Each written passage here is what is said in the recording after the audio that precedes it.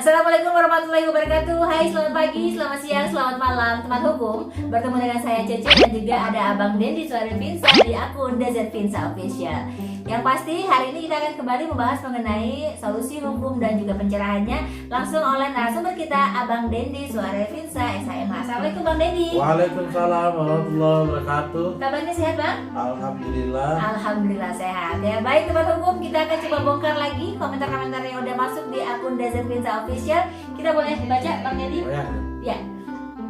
Baik, pertanyaannya adalah dari Aiha Zarisa. Assalamualaikum Bang Dendi, mohon izin bertanya mengenai syarat-syarat perjanjian kerja. Ini dialami oleh rekan saya di perusahaannya. Jika dalam perjanjian kerja yang disepakati terdapat satu pasal yang nggak sesuai dengan peraturan ketenagakerjaan, apakah perjanjian kerja tersebut syah menurut hukum? Nah, terkadang ada beberapa perusahaan yang membuat kesepakatan akan tetapi menyimpang dari peraturan. Mohon pencerahannya.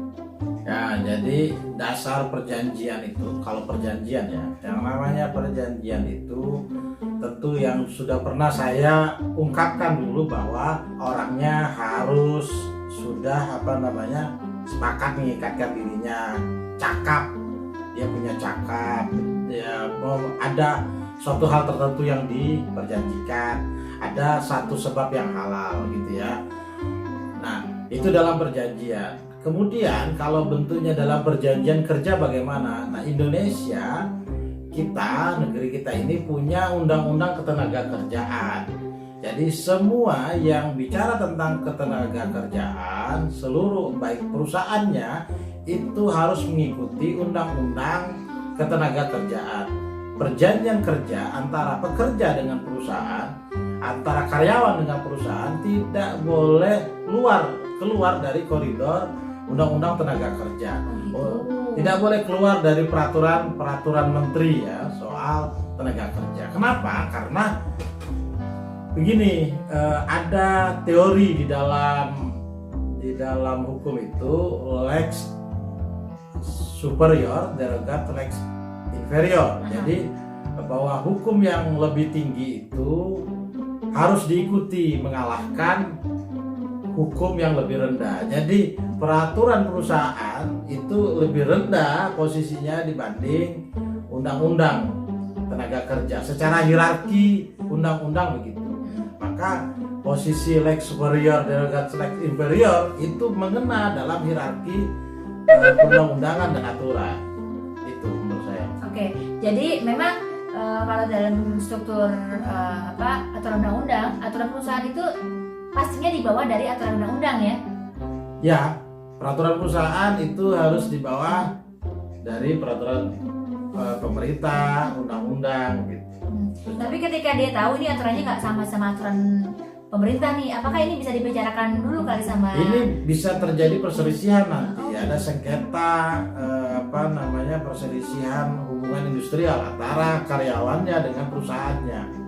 Nah, ini menarik nih Bang Dendi, jadi agak panjang kita ngobrolnya. Ketika salah satu karyawan yang mengikatkan diri bekerja sama suatu perusahaan, harusnya sebagai karyawan yang baik, yang mengerti hukum, sebaiknya apakah kita langsung sign saja tanda tangan kontrak itu, atau mungkin sebagai pekerja, sebagai karyawan yang akan dikontrak, sebaiknya kita pelajari dulu nih Bang?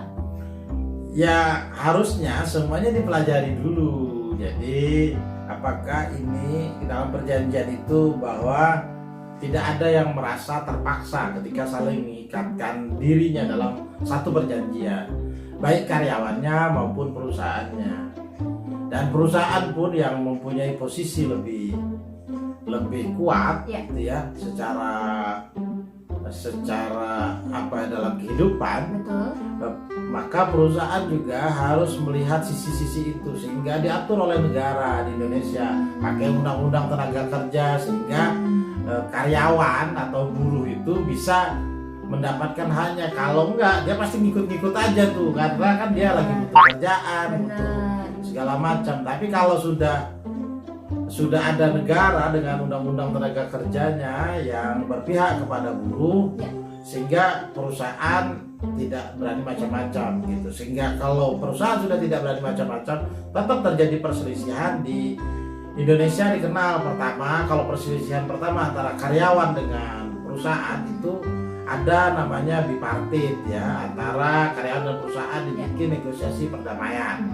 Yang kedua, kalau nggak bipartit tidak ketemu, maka pakai tripartit namanya. Tripartit itu adalah sengketa yang perselisihan yang antara karyawan dan perusahaan, nanti ada dinas tenaga kerja misalnya untuk mendamaikan mereka. Apakah perselisihan itu, apakah selisih itu seandainya terjadi titik temu yang bagus untuk kedua belah pihak, maka selesai. Tapi kalau sudah naik ke dalam tripartit, perjanjian tiga kelompok, yaitu antara yang di antara perusahaan, karyawan, terus ada dinas tenaga kerja, maka naik menjadi perselisihan di sidang di PHI ya, Pengadilan Hubungan Industrial. Oke, baik. Nampaknya panjang ya Bang Dendi, tapi yang pasti kalau misalnya lo pengen dikontak sama perusahaan, ya lo baca dulu aturan perusahaannya, ya kan, tanda tangan. Tapi menurut saya lo cek dulu apakah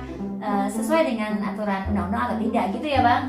Jadi pekerja tuh jadi harus yang smart gitu, boleh nggak sih Bang? Ya, menurut saya begini, pekerjanya harus smart dan perusahaannya juga harus tidak boleh semena-mena, kira-kira itu. Ya, semoga semua yang diinginkan bisa tercapai. Perusahaannya menghasilkan karyawan yang produktif dengan nilai value yang baik, dan juga kita sebagai pekerja memberikan value yang terbaik buat perusahaan kita. Benar gitu ya Bang? Betul. Baik, terima kasih banyak Bang Dendi Zorefinsa. Yang pasti buat teman hukum, kalau misalnya mau bertanya, boleh saja langsung boleh email ke akun email kami DZ Finsa Official. Di mana Bang? Di dzpinsalaw@gmail.com. Sekali lagi dzpinsalaw@gmail.com. Dan juga boleh kamu bertanya lewat kolom komentar yang sudah ada nih. Silakan bertanya, nanti kita akan jawab di next episode ya. Baik Bang Dendi, ada lagi yang mau disampaikan sama teman hukum? Silakan. Saya kira cukup ya. Saya terima kasih di waktu yang sekarang. Saya lagi-lagi tidak pakai pantun.